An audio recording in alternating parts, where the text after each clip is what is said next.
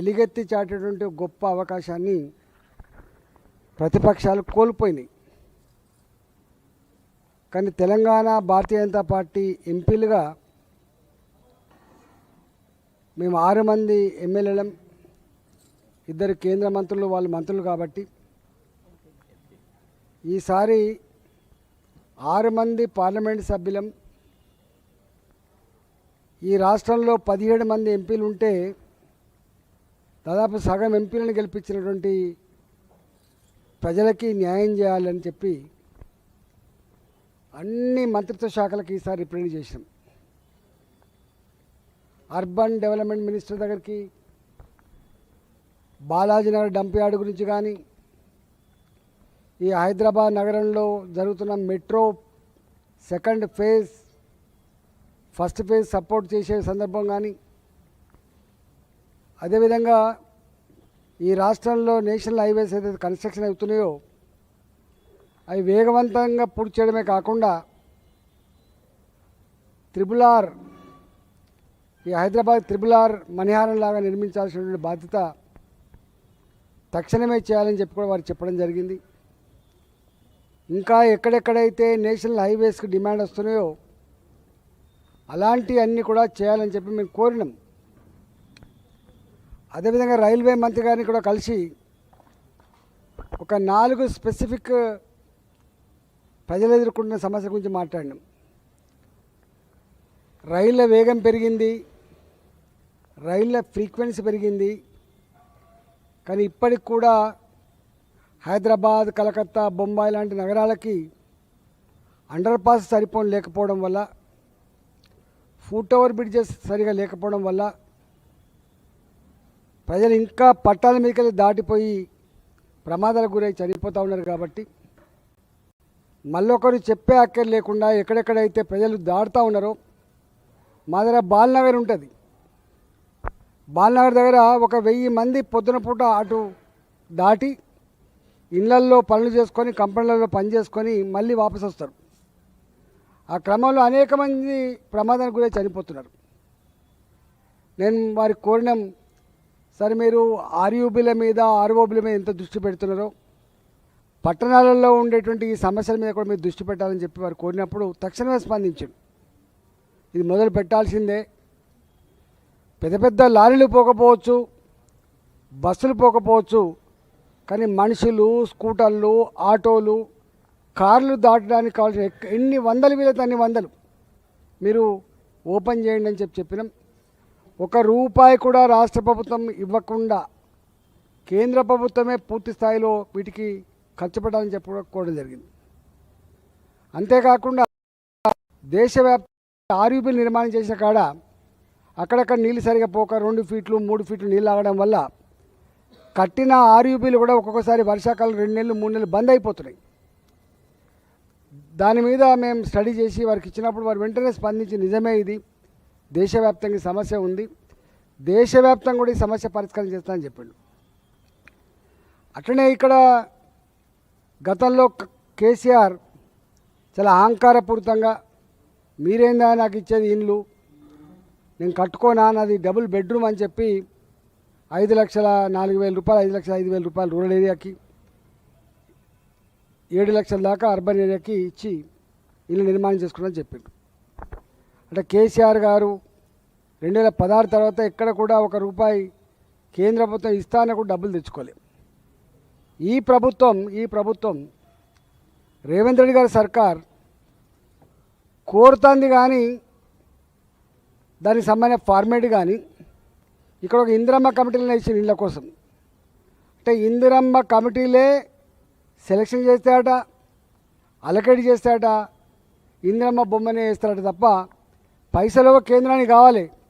Rural ఏరియాలో 1,25,000 రూపాయలు, urban ఏరియాలో 1,75,000 రూపాయలు కావాలి, కానీ వారు మాత్రం వాళ్ళ పేరే పెడతా అని చెప్తే మేమన్నాం పేరు ఎవరిదైనా పెట్టుకునేది సార్, కానీ తెలంగాణకు మాత్రం పేదవాళ్ళకి ఇల్లు కావాలని చెప్పడం జరిగింది. ఇట్లా రూరల్ డెవలప్మెంట్ మినిస్ట్రీ కావచ్చు, అర్బన్ డెవలప్మెంట్ మినిస్ట్రీ కావచ్చు, రైల్వే మినిస్ట్రీ కావచ్చు, నేషనల్ హైవేస్ కావచ్చు, అదేవిధంగా సెంట్రల్ రోడ్ ఫండ్ రోడ్స్ కావచ్చు, ఇవన్నిటి మీద కూడా మేము మాట్లాడాం. ఇక్కడ బాధ అనిపించే అంశం ఏంటంటే, ఒకవైపేమో కేంద్ర ప్రభుత్వ పరంగా ప్రతి నెలకు 2 సార్లు 3 సార్లు ముఖ్యమంత్రి గారు పోతున్నారు. మమ్మల్ని కూడా రిక్వెస్ట్ చేస్తున్నాడు, మేము కేంద్ర ప్రభుత్వ సాయం కోరుతున్నాం. కానీ సొమ్మొకరిది సోక్కొకరిది అన్నట్టుగా ఇక్కడ మాత్రం రేవంత్ రెడ్డి సర్కార్ అన్నీ మేమే చేస్తున్నాం, కాంగ్రెస్ పార్టీ చేస్తుంది, ఇందిరామ్మ స్కీమ్లు అని పేరు పెడుతున్నాడు. దాంట్లో ఒకటి నేషనల్ ఫుడ్ సెక్యూరిటీ యాక్ట్ మీకు తెలుసు. అదేవిధంగా బియ్యం సమస్య కూడా నేను కూడా డిపార్ట్మెంట్లో పనిచేసిన కాబట్టి నాకు ఐడియా ఉంది కాబట్టి చెప్తున్నా. కేంద్ర ప్రభుత్వం యొక్క క్రైటీరియా బిలో పావర్టీ లైన్ వేరు, రాష్ట్ర ప్రభుత్వ క్రైటీరియా వేరు. అయినప్పటికీ కూడా ఈ రాష్ట్రంలో కేంద్ర ప్రభుత్వం 56.9 లక్షల మందికి అంటే దాదాపు 57 లక్షల మంది కార్డులకి బియ్యం ఇస్తుంది. అంటే దాదాపు 1,91,00,000 మందికి ఇస్తుంది. రైస్ క్వాంటిటీ వచ్చేసి 9,55,000 మెట్రిక్ టన్నులు కేంద్ర ప్రభుత్వం ఇచ్చేటువంటిది. స్టేట్ గవర్నమెంట్ ఇచ్చేది కేవలం 49.4 లక్షల మెట్రిక్ టన్నులు మాత్రమే. అదేవిధంగా అంటే మొత్తం కలిస్తే కూడా 9 లక్షల మెట్రిక్ టన్నులు ఇస్తుంది. అంటే అర్థం ఏంటంటే రాష్ట్ర ప్రభుత్వం కంటే కూడా కేంద్ర ప్రభుత్వమే నంబర్ ఆఫ్ కార్డ్స్కి బియ్యం ఎక్కువ ఇస్తుంది, 1,91,00,000 మందికి ఇస్తుంది. రాష్ట్ర ప్రభుత్వం ఇచ్చేది మాత్రం 1,50,00,000 మందికి మాత్రమే. మొత్తం కలిస్తే సంవత్సరంలో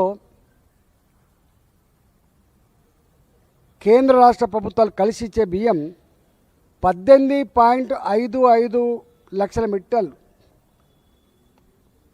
మొత్తం 1,06,000 కార్డ్స్ ఉంటే 3.4 కోట్ల మందికి ఈ బియ్యం వస్తాయి.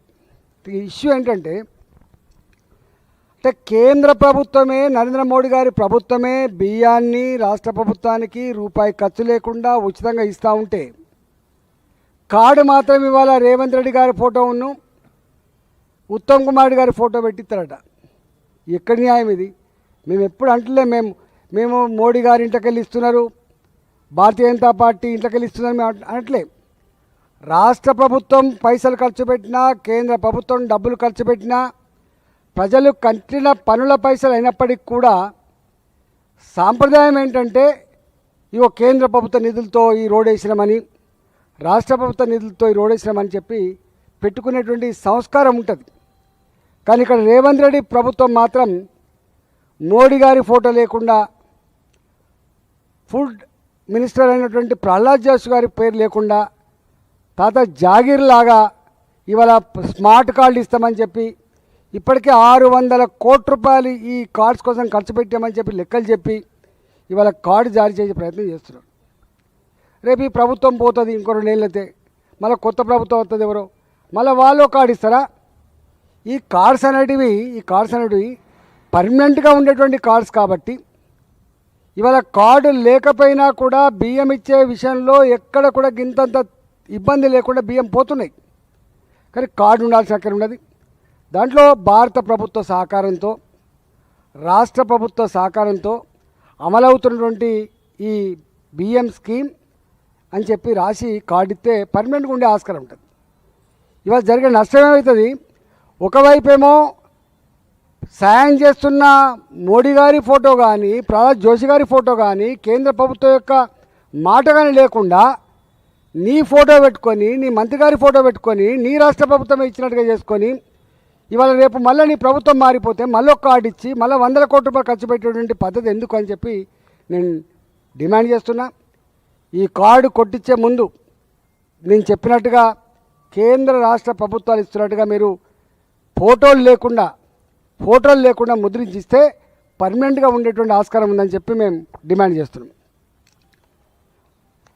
ఇవాళ నేను మలకాయిరి పార్లమెంట్ సభ్యుని, నా దగ్గర కొన్ని వందల మంది ఈ మధ్యకాలంలో ఇంటికి వస్తున్నారు. వచ్చి అంటున్న మాట ఏంటంటే మాది నైబర్హుడ్ గేటెడ్ కమ్యూనిటీ, మాది యాంథమ్ గేటెడ్ కమ్యూనిటీ,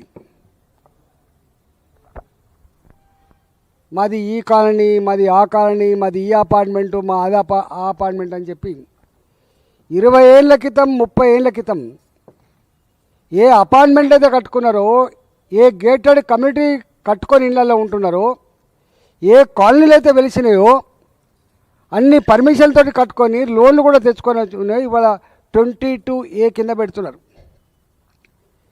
ఇది ఎంత దుర్మార్గమైన ప్రభుత్వం అంటే, రేవంత్ రెడ్డికి ప్రభుత్వ పరమైన పాలనాపరమైన అనుభవం లేకపోవచ్చు, కానీ భూములలో మాత్రం రీసెర్చ్ స్కాలర్ అని చెప్పి అలా ప్రూవ్ అవుతూ ఉంది.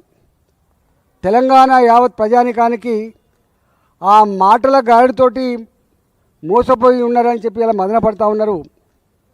కానీ ఎన్నెన్ని రకాల ఇబ్బందులు పెడుతున్నారో ఇవాళ తలనిల్లిపోతూ ఉంది. ఎంత బాధ అనిపించే అంశం అంటే, ఆనాడు కేసీఆర్ గారు 13 కాలాలను రద్దు చేసి ధరణి అనేటువంటి పోర్టల్ తెచ్చి పేదల భూములన్నీ కూడా అడ్రస్ లేకుండా చేస్తే, అసైన్మెంట్ భూములు కావచ్చు, అదేవిధంగా దేవాలయ భూములు కావచ్చు, ప్రజలు పోరాటం ద్వారా సాధించుకున్న భూములు కావచ్చు, ఎట్టి చేస్తే వచ్చిన ఎట్టి భూములు కావచ్చు, మాన్యాలు కావచ్చు, రకరకాల పద్ధతుల్లో ఎవరైతే 40 ఏళ్ళుగా 50 ఏళ్ళుగా ఆ భూములు దున్నుకుంటా ఉన్నారో అలాంటి భూములన్నీ కూడా వాళ్ళ పేరు లేకుండా పోయినాయని చెప్పి తలడిల్లిరు. ఆనాడు రేవంత్ రెడ్డి ప్రభుత్వం ఇదొక పెద్ద ఎజెండాలాగా చెప్పి, మేము రాగానే ధరణిని తీసుకుపోయి బంగాళాఖాతంలో వేస్తాం, ధరణిలో అక్రమాలకు పాల్పడేటువంటి ఆఫీసర్లు వెళ్తున్నారో, కొంతమంది కలెక్టర్లు ఆనాడు ఇద్దరే ఉండే, ఒక ఆయన హరీష్ ఆయన, ఒక ఆయన అమయ్ కుమార్ అని చెప్పి, వాళ్ళ మీద చట్టపరమైన చర్యలు తీసుకుంటాం, ఇవన్నీ కూడా రెక్టిఫై చేస్తానటువంటి రేవంత్ రెడ్డి ఇవాళ అవి తీసేయకపోగా, ధరణిలో జరిగినటువంటి మిస్టేక్స్ అన్ని కూడా రెక్టిఫై చేయకపోగా మరిన్ని వేల ఎకరాల భూముల్ని 22A కింద పెట్టి, నా భూమినే నేను వాళ్ళ ఆఫీస్కి పోయి ఇది నా భూమి అని చెప్పి ప్రూవ్ చేసుకునేటువంటి దౌర్భాగ్య పరిస్థితి తెచ్చి ఇవాళ బ్రోకర్లంతా కూడా మొత్తం రెవెన్యూ అధికారులు, రిజిస్ట్రేషన్ డిపార్ట్మెంట్ ఉన్నటువంటి వాళ్ళు, బ్రోకర్లు కలిసి ప్రజలు 100 కోట్ల రూపాయలు కొల్లగొడుతూ ఉన్నారు. ఇవాళ వీళ్ళు అనుకుంటే ఇవాళ నా సబ్జెక్ట్ అది కాదు, కానీ మొత్తం ఇవాళ ఒక ధర్నాకు పోతున్నా నేను. బొమ్మరాజపేట ఊర్లో 1969లో కొనుక్కున్న భూములని ఎట్లెట్లా బ్రోకర్లు, రెవెన్యూ అధికారులు కుమ్ముక్కై వాళ్ళ కళ్ళలో మట్టి కొట్టిండ్రో ఇవాళ ధర్నా ఉంది శామీర్పేట ఎంఆర్ఓ ఆఫీస్ ముందు. అక్కడ మాట్లాడతా, ఇగో ఇది నిత్యం జరుగుతున్న పని. వీళ్ళు అనుకుంటారు కళ్ళు మూసుకొని పిల్లి పాలు తాగినట్టుగా భావిస్తూ ఉన్నారు. అన్నిటికి ఇప్పటికే మా ఫ్లోర్ లీడర్ మహేశ్వర్ రెడ్డి గారు కొన్ని మాట్లాడిండు, అదేవిధంగా రఘునందన్ గారు మాట్లాడిండు, కొన్ని మా అరవింద్ గారు మాట్లాడిండు. కేంద్ర ప్రభుత్వం ఒకటే చెప్పింది, తెలంగాణలో గింత దుర్మార్గం జరుగుతున్నప్పటికి కూడా భారతీయ జనతా పార్టీగా ఆ ప్రజలకు నాయకత్వం వహించాల్సి ఉన్నది, ధైర్యం చెప్పాల్సి ఉన్నది, వీటి మీద కొట్లాడాల్సి ఉన్నది అని చెప్పి మాకైతే దిశానిర్దేశం చేసిండ్రో దానికి అనుగుణంగా రేపు మా చర్యలు ఉంటాయని చెప్పి తెలియజేస్తూ ఉన్నాం. ఇవాళ మేము చూస్తూ ఉన్నాం, మన భూమి మా భూమిని మేము కన్వర్షన్ కోసం పెట్టుకున్నా, మా భూమి మేము మ్యూటేషన్ కోసం పెట్టుకున్నా, మా అనాదిగా వస్తున్న భూములకు ఓఆర్సీలు ఇవ్వాలన్నా కూడా ఇవాళ బ్రోకర్లు 30%, 40% ఆ ల్యాండ్ వాల్యూ డబ్బులన్నీ ఇవ్వండి, ల్యాండ్ అన్న మాకు ఇవ్వమని చెప్పేటువంటి దౌర్భాగ్య పరిస్థితి ఎటుపోతున్నది. ఇవాళ ఈ 22A కింద పెట్టింది అధికారులు కాదు, ఈ 22A కింద పెట్టింది బాజాప్తా ముఖ్యమంత్రి గారు, వారి ఆదేశాలతో రెవెన్యూ మంత్రి గారు వాళ్ళ అధికారులకు ఆదేశాలు ఇచ్చి పెట్టించింది తప్ప ఇదేదో వాటిగా కలెక్టర్లు పెట్టిన ఆర్డర్ లెక్క మాత్రమే భావించట్లేదు. ఇంకా అన్యాయం ఏంటంటే, ఆనాటి ప్రభుత్వం రంగారెడ్డి జిల్లా కలెక్టర్ని, మేడ్చల్ జిల్లా కలెక్టర్ని గుప్పెట్లో పెట్టుకుంటే, ఈనాటి ప్రభుత్వం మాత్రం హైదరాబాద్ చుట్టుపక్కల ఇవాళ ఎక్కడ ఎన్ని కిలోమీటర్ల పరిధిలో అయితే విలువైన భూములు ఉన్నాయో అన్ని కిలోమీటర్ల పరిధిలో ఉన్న కలెక్టర్లకు ఇచ్చిన ఆదేశాలు ఏంటంటే, మా ప్రమేయం లేకుండా, అంటే మా మంత్రుల ప్రమేయం లేకుండా, ముఖ్యమంత్రి గారి ప్రమేయం లేకుండా, ఒక్క మాట చెప్పాలంటే ముఖ్యమంత్రి గారి ప్రమేయం లేకుండా, రెవెన్యూ మంత్రి గారి ప్రమేయం లేకుండా ఇవాళ సంగారెడ్డి కలెక్టర్ గారు కానీ, మెదక్ జిల్లా కలెక్టర్ గారు కానీ, భువనగిరి జిల్లా కలెక్టర్ గారు కానీ, సిద్దిపేట జిల్లా కలెక్టర్ గారు కానీ, ఇవాళ మల్కారి జిల్లా కలెక్టర్ కానీ, హైదరాబాద్ జిల్లా కలెక్టర్ కానీ, రంగారెడ్డి జిల్లా కలెక్టర్ కానీ వీళ్ళెవ్వరు కూడా ఇవాళ ఫైల్ మీద సంతకం పెట్టే పరిస్థితి లేదు. ఎంత దుర్మార్గం! ఇవాళ ఇవన్నీ వాళ్ళు అనుకుంటున్నారు. మొన్న వాళ్ళు స్టేట్మెంట్ చూసినా మీరు భయపడకండి, ఇవన్నీ కూడా మీరు రెక్టిఫై చేస్తాం. ఎందుకు పెట్టాలి? ఎందుకు 22A కింద పెట్టాలి? ఎందుకు భయపడదని మీరు స్టేట్మెంట్ ఇవ్వాలి? మీరు అనుకుంటారు నేను 30 ఏళ్ళ నుంచి రాజకీయాల్లో ఉన్నా, కానీ ఇలాంటి బాధ్యతారహితమైనటువంటి ప్రభుత్వాన్ని, ఇంత దుర్మార్గమైన ప్రభుత్వాన్ని, ప్రజల్ని ఇంత వేధించే ప్రభుత్వాన్ని మొట్టమొదటిసారిగా చూస్తూ ఉన్నాం. వీటి మీద తప్పకుండా ఇవన్నీ మేము ఇప్పటికే చాలాసార్లు చెప్పినాం.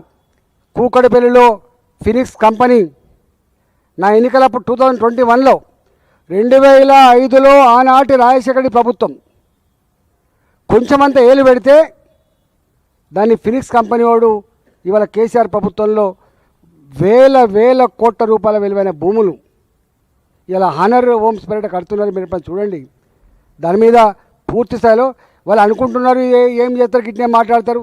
ఇవాళ ప్రభుత్వం ఏ భూములైతే కాపాడాలనో, ప్రభుత్వ అధికారులు కోర్టులకి సమాచారం ఇచ్చి వాటిని రక్షించుకోవాలనో, అదే ప్రభుత్వం అదే అధికారులు చెప్పి కోర్టులలో తప్పుడు అఫిడవిట్ ఇచ్చి ప్రైవేటు వ్యక్తులు కోర్టులలో గెలిచే నీచమైన దానికి ఒడిగట్టింది.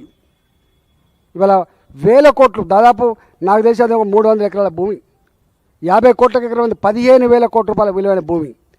దాని మీద సిఐడికి రాస్తాం తప్పకుండా, ఈడీకి రాస్తాం తప్పకుండా. వాళ్ళు అనుకుంటున్నారు ఇదంతా అయిపోయింది. మా పక్కకుండా శంషిగూడ అని ఉంటుంది. శంషిగూడ ఎల్లమ్మ బండ అంటారు. నేను 2006 నుంచి కొట్లాడుతున్నా. దేశ్ పాండే అనేటువంటి ఒక ల్యాండ్ గ్రాబర్ ఆ భూమి మీద కన్నేసి ఆ భూమిని ఆక్రమించుకునే ప్రయత్నం చేస్తున్నారని చెప్పి కొట్లాడుతూ ఉంటే ఆనాడు ఆ ప్రభుత్వాలు భయపడ్డాయి. కానీ ఇవాళ 2022 అనుకుంటా, 2022లో ప్రభుత్వమే వాడు గెలవడానికి సహకరించినట్టుగా, అందువల్లనే సుప్రీంకోర్టులో గెలిచినట్టుగా కనబడతా ఉంది. 300 ఎకరాల ప్రభుత్వపరమైన భూమి ఉంటే శంషిగూడ ఎల్లమ్మ బండ సర్వే నెంబర్ 57లో 150 ఎకరాల భూమి పేదలకి, జర్నలిస్టులకి పట్టాలు ఇచ్చిండ్రు. అదే సర్వే నెంబర్, అదే గ్రామ భూమి 100 ఎకరాల భూమి ఇలా ప్రైవేట్ వానికి ఎట్లా గెలుస్తాడు వాడు? ఒకవేళ ప్రైవేట్ భూమి అయితే అన్నాడు ఎట్లా ఇచ్చిండు 150 ఎకరాలు పేదోళ్లకు, ఎట్లా ఇచ్చిండు జర్నలిస్టులకు ఇళ్ళ జాగాలు? ఇది జరుగుతున్నది. ఇవాళ ఎల్లమ్మ బండది కూడా తప్పకుండా మేము సిబిఐకి రాస్తాం, ఈడీకి రాస్తాం. వట్టిగా వదిలిపెట్టే ప్రసక్తి లేదు. ఇవాళ కోర్టులు ఏముంటాయి, రికార్డులను బట్టి, దస్తావేజులను బట్టి వాళ్ళు తీర్పులు ఇస్తుండొచ్చు. ఆ రికార్డులు, దస్తావేజులనే ఇలా ప్రభుత్వమే, అంటే కాపాడాల్సిన ప్రభుత్వమే ఇవాళ బ్రోకర్ లాగా మారిపోయి చేస్తూ ఉన్న పరిస్థితి చూస్తూ ఉన్నాం. మేము అనుకున్నాం రేవంత్ రెడ్డి గారి ప్రభుత్వం వచ్చిన తర్వాత ఈ హానర్ హోమ్స్ మీద తప్పకుండా ఎంక్వైరీ చేస్తారని. దాని మీద వీళ్ళంతా పాత ప్రభుత్వం చేసినటువంటి దుర్మార్గాలు ఏవైతున్నాయో వాళ్ళని పిలిపించుకొని బ్లాక్మెయిల్ చేయడానికి వాడుతున్నారు తప్ప ఆ భూములు మా ప్రభుత్వం అని చెప్పి తీసుకోవడానికి మాత్రం పనిచేస్తలేదు. నేను